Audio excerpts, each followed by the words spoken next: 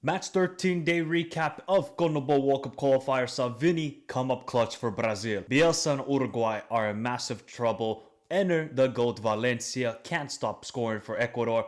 Peru, have they woken up? And Paraguay, yeah, these guys are unstoppable right now. We're going to deep dive into each game, about a 15-minute video here for today. We're going to have a comprehensive review of the entire window next week with my guy Rank. But here we go.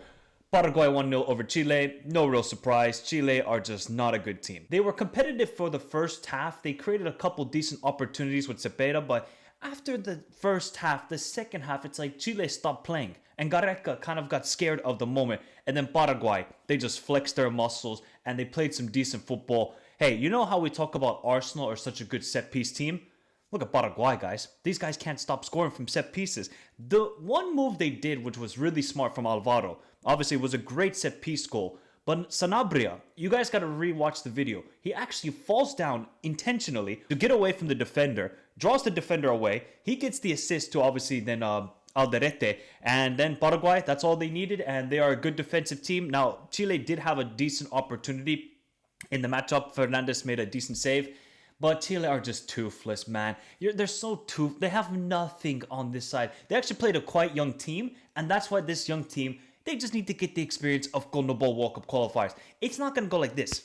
Magic fix and Gareca and Chile are back. No. And right now, they are the bottom of CONMEBOL World Cup qualifiers. They're playing Ecuador next. Yeah, I really feel bad right now for Chileans because this is not looking good. You got Arturo. He's getting subbed off. He's showing 2 to the crowd. Don't Paraguay have more than 2 Copa Americas? I think they have 2 or 3. So why are you trying to flex your muscles, Arturo? Yeah, you got 2 Copa Americas.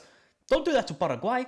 Do that to Venezuela. Do that to Bolivia. You cannot do that to Paraguay. Show some respect. But, you know, it is Arturo at the end of the day. But Paraguay, man, these guys, they just keep on performing. They keep on performing. And I will say this. If they keep performing like this heading into the World Cup, England, they don't want to play these guys. Spain, it will be tough for Spain. Germany, Italy, France, you name it. They will have a tough time against this Paraguay team. Defensively, very solid. They got the individual difference makers in obviously Enciso. Obviously, Diego Gomez didn't play in this game. Ramon Sosa, Almiron. You know, say what you want about Almiron, but he's still a good player. I think Paraguay, if they just keep on playing like this, wow, they are going to be a special team at that World Cup, and they're going to qualify, and every Paraguayan will now return to the World Cup for the first time since 2010. Their next game, of course, is Colombia away. Let's see if Paraguay can keep on being unbeaten under the professor, Gustavo Alfaro. For Chile, they got one last chance, but the rest of their fixtures are hellacious. So Peru finally pick up their second win of the campaign, and how do we break this down? Do we say, yes, good job, Peru. You finally got a victory in these World Cup qualifiers after beating Uruguay earlier on, or do you just say, Bolivia are just trash away from home? But Bolivia did beat Chile away from home, so you have to kind of credit Peru here. Like, it's just been so dismal. We've been so critical of this national team. I was actually surprised to see Carrillo start in this matchup. I thought he was really good in the number 10 role. He was really finding those pockets of spaces, driving at the defenders, combining play with either Paulo Guerrero or Polo out wide. Paulo Guerrero, by the way, 41 years old. I don't think this guy should be anywhere near the national team. But hey, he was unbelievable. I mean, his hold-up play, link-up play, great goal from Paulo Guerrero. Great assist from Polo as well. But Paulo Guerrero just absolutely bullied the defender there.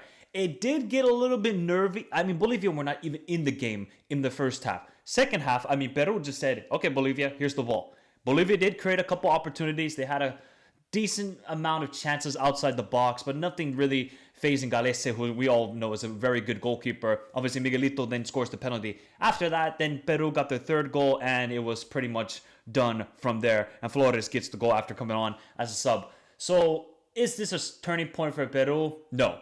If they go away and beat Venezuela in Venezuela, okay, then is a turning point. And they're only, what now, 4 points behind for the playoff spot? I think it's 4 or 3 points. They're only 3 points behind Bolivia? It just shows you the bottom 4 teams are not good, but yet one of them is going to go to the Intercontinental Playoff. Now, one of them got to qualify, though, because they got to put some respect on CONMEBOL. So this is good result for Peru. For Bolivia, the only way they're going to make it into the Intercontinental Playoff is if they win all their home games. So they have to beat Uruguay in El Alto. That game is going to be so fascinating because Uruguay, as we're going to talk about later, is not looking good. So yeah, good performance from Peru. We just need to see it more consistently. Heck, maybe this can be a turning point, but I think it's only one game. And Paulo Guerrero, moment to shine once again. This is the Vinicius we've been waiting to see for a long time for Brazil.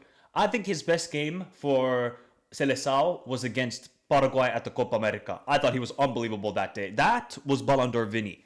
Since then, for Brazil, we've seen Bernard from Vinicius Jr. This game was really intense. I mean, there was tackles flying. You had the, obviously, concussion and the horrible collision between Davinson Sanchez and Alisson. But Brazil, they started the game well. I thought for the first 20-25 minutes, I didn't think Colombia were in this. I thought, oh boy, this could be the ending of Lorenzo. Obviously, Rafinha gets the penalty after a great dribbling from Vini. Rafinha also, with his playmaking ability in that number 10 role, was sensational. Then Colombia kind of grew into the game more and more, and you saw they started creating more opportunities. James, obviously, we know James, dude. The guy is just a cheat code with Colombia. Great goal from Lucho. I don't know what, like Lucho, man. I see this guy all the time play for Liverpool, and he's so hesitant to take a shot. He's overthinking the situation. With Colombia, it's like he gets the ball, just rip it. And it was a great goal from Lucho. Second half, it was kind of like toe-to-toe. I felt like Brazil were really struggling to generate chances, but then the subs made a difference. This guy who came onto the field for Vanderson, Wesley, this guy needs to start. He was Cafu for the final 20-25 minutes because there was a ridiculous amount of added time in this game. Wesley was the difference in this matchup. Also, Andre. I think Andre and Wesley just brought more sort of pace, more directness to this team. And then Colombia for like the last 20 minutes, yeah, they were kind of hanging on, I thought, and then Vini showed up. It took a little bit of a deflection, but take nothing away. It's still a great goal. We all criticize Vini for Brazil, and we're saying, where's the Vinicius? This guy talks a big game after losing the Ballon d'Or. Since then, it hasn't been the same Vini. Now he shows up, and you guys are saying, deflection tax. No. Give the goal to Vini. Say, this is what we need from you every single game, because Neymar is not involved in this team. Some of the tactics are well and good, but I feel like this lineup just needs a refresh. The midfield is not good enough. The fullbacks, I think Vanderson is probably the weak link of the fullbacks. I think this Wesley guy, he's got to get an opportunity because what I saw was much more than Vanderson has shown throughout these qualifiers. So Wesley needs an opportunity. For Colombia, do we need to be critical of Colombia? It's a difficult one because they've gone now heart-wrenching defeat after heart-wrenching defeat. Last minute against Uruguay, last minute here against Brazil. But since the Copa America, I said this in the preview, this is not the same Colombia. We're seeing a fragile, defensively weak team. They don't look like, remember heading into the Copa America, defensively they were solid. Obviously, Davinson Sanchez, Tulukumi, they were looking great. The fullbacks, Munoz, Mojica, fantastic. Now it's like every team is getting an opportunity to score. They don't look... And it's also when they feel the pressure, like in the final 10 minutes, like the Uruguay game or here against Brazil, they're crumbling. So if Lorenzo loses that game against Paraguay, is Lorenzo gone then? That's a question we have to ask people. Are they going to pull the plug on Nestor Lorenzo after he made it to the Copa America final? I don't think that would be the right decision. I don't think it's all his fault. I think it's just bad luck as well for Colombia. It's looking a little bit tricky for him at the moment. And for Brazil, just if they can somehow beat Argentina in Argentina, that would be a massive result. Then I would say, okay, maybe this team is taking a turning point. Then you bring in a Neymar. Maybe you can add some different midfielders like Andre Santos. I don't know why Andre Santos didn't get called up, people. I really don't. I think he would be an excellent piece in this midfield. Brazil just got to trust. Don't go by the names. Don't go by the Premier League clubs. Go by the players that are performing and can elevate this team. So Wesley, an Andre Santos, whoever is going to play a striker, you just got to try them out if you're Brazil because you have a year to go. Brazil will qualify to the World Cup, but now it's trying to figure out what's the best starting 11. But I think for Vini, hopefully this is a turning point because we know how talented he is. Also, at the end of the game, when he was trying to mouth off to the referee, Rafinha showing his leadership, pushing him off because they knew if he got a yellow card, he would be suspended for the Argentina game. Great leadership from Rafinha. Stupidity from Vini. Vini, just get off the field. Just get off the field. That's the problem. We saw the good and the bad of Vinicius Jr. But heck, clutch moment for him and a clutch moment for Brazil. I think they deserve to win the game. But a very entertaining game. Is my apology soon going to happen here, people? Because all of the shit that we said about, or maybe just me personally, that we said about Enner Valencia heading into the Copa America, where Ecuador just got to move on from this guy, give a chance to Kevin Rodriguez or other players. Since then, I mean, the last 3 games, Enner has scored. Scored the clutch goal against Colombia, scored against Bolivia, and 2 goals yesterday against Vini Jr. Enner the GOAT. Enner the GOAT Valencia. Another good performance, even though missed the penalty, missed a great chance before he scored the first goal. By the way, do you people really believe he meant that first goal? It looked like he kind of shanked it and it somehow just beat the goalkeeper and went into the back of the net. But heck, they all count. That's all that matters. I think Ecuador, that was a really good performance. I think the combination play was really good. Moises Caicedo in the first half was unstoppable. They could not get anywhere near Moises Caicedo with his playmaking, defensive duels. I thought Moises Caicedo was unbelievable in the first half. Also, Vite, this guy who plays for Vancouver Whitecaps, get him to Europe. I've seen him. Get him to Europe. I thought he was the best player for Ecuador yesterday. He complements very well to Moises Caicedo. Maybe if they can find another double pivot to Moises Caicedo, that could work out well. Estupiñán was really good. Enner Valencia was really good. I think this was a really good performance considering there was no Hincapié, no Preciado, no obviously Alaminda, a couple players missing for Ecuador. They still get the victory. And they performed really, really well. I think this team is now growing and growing. Yeah, you could be critical and saying the first 15 minutes were a little bit lackluster. They're not really finding their feet. I think it could be the altitude that played a part. But Vini Jr, Venezuela are in massive trouble. Okay, they gave a good account of themselves for the last 7 minutes. Where was that for the first 90 minutes? Yeah, they had decent opportunities from set pieces, like Rondon's header and all other chances, but Venezuela are in massive trouble. They have to beat Peru. If Venezuela drop points, I don't even care if it's a draw. You have to collect 3 points there. This team need some momentum. They need some confidence booster. Why isn't Soteldo not starting in this game? Why? Play your best players, Batista. You're not playing your best players. You're going to suffer. Why? Because you want to save them against Peru at home? No. You're going to play on the counterattack. Who's a very good counterattacking player? Soteldo. So start him. But this defense for Venezuela is leaking goal after goal after goal. And I'm really starting to now think to myself, I don't think they're going to get the Intercontinental playoff spot. With the way they're performing, they're not going to get it. So I'm very concerned about Vini Jr. If they draw to Peru, I would say it's done, but they still have Bolivia at home, so I expect them to beat Bolivia. But I think this game is more about Ecuador growing as a team and just performing really well. Obviously, their clean sheet record that they have for like 5-6 straight games is over because of a corner goal from Venezuela in the 91st minute. Heck, that's a great performance from Ecuador. Now, if they can go away and beat Chile, and we know the rivalry between Chile and Ecuador right now, this team is growing as a mature side, and this is what they just need. They need a good attack. They have an elite defense, and now they found a good midfield with Caicedo and Vite. Find another piece there. Gonzalo Plata, by the way, don't be so selfish. Yeah, this guy was trying to score the greatest goal ever. Just combination play, Gonzalo. That's all you need to do. Enner Valencia. That second goal was hilarious because I think he kind of missed the chip, but yet it still went in, and he missed the penalty. If Enner Valencia dropped a hat trick, I would have gotten an Enner Valencia kit. I would have, because the turnaround he's had since the Copa America, where we all thought, done, finito, just move on, buddy, just retire from the national team. It's all good. You are one of the greatest players that Ecuador has ever seen. But he said, no. I'm going to still keep performing for my national team. Yeah, Venezuela, they're in trouble. Another person in trouble, or a team, is Uruguay. What did we see? What did we see, people? Uruguayans, what did we see? We saw Mate that was cold.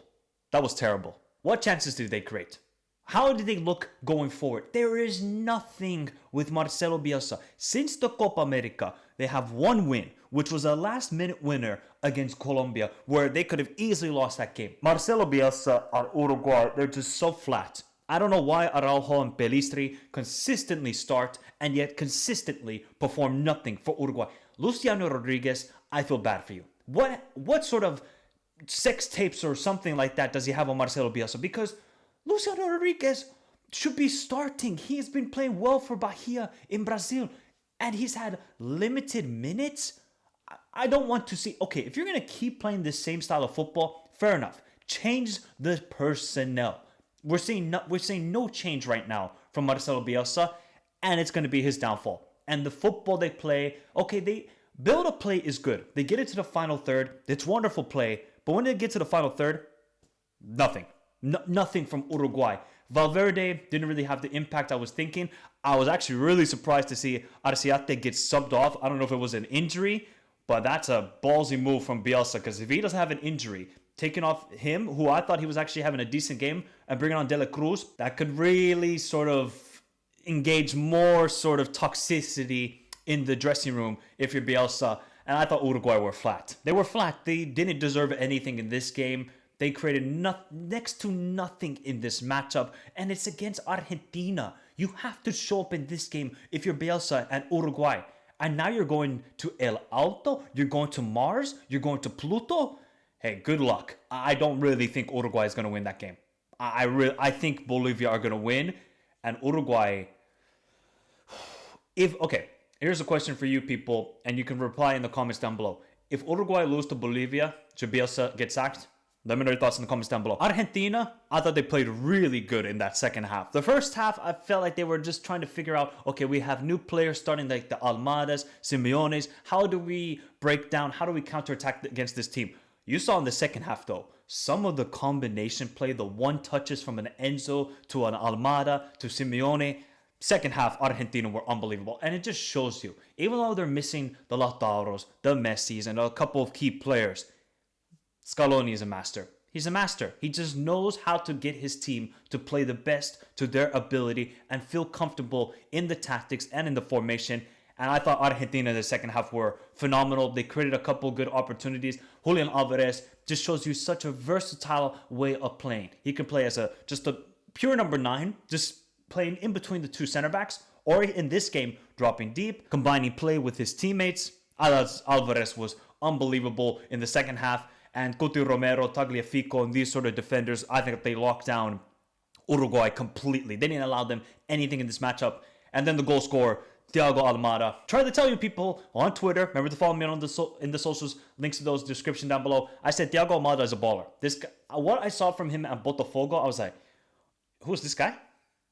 Who is this guy? Okay, then he goes to Lyon. He hasn't had a lot of minutes at Lyon. He will have a big impact next season. But the goal, Lasso, he scored. Que golazo, man. Que golazo. You saw Dibu Martinez going like this. They knew, que golazo, man. It's the time for Almada to shine. And it highlights to me that without Messi, without the Lautaros, Argentina are blessed with the talent. We didn't even see the likes of Nico Paz, Santiago Castro, and other players. Argentina still got a bright future. They have a good young core in the midfield with the Enzo Fernandez, McAllisters. They have good players going forward. Defensively, they're rock solid with Coutinho Romero. So Argentina, good performance considering that they lost to Uruguay earlier on in these qualifiers. They got their revenge. Now let's see what Argentina do against Brazil at the Estadio Monumental. There's the recap, people. Let me know your thoughts in the comments down below. We're going to have a full review of the CONMEBOL window next week on the channel. Let me know your thoughts. Is Bielsa in trouble? What about Nestor Lorenzo? Is his time up soon for Colombia? Venezuela, are they now in massive trouble of missing another World Cup? Let me know your thoughts in the comments down below. Hit the like button. Subscribe to the channel if you're new around here for more World Cup qualifiers content from around the world, from CAF, AFC, UEFA, CONMEBOL. CONCACAF will return in June. So if you like that sort of content, this is the channel to be. Remember to follow me on all the socials. Links to those description down below. Have a beautiful day. Stay safe in this crazy world. Till next time. Adios.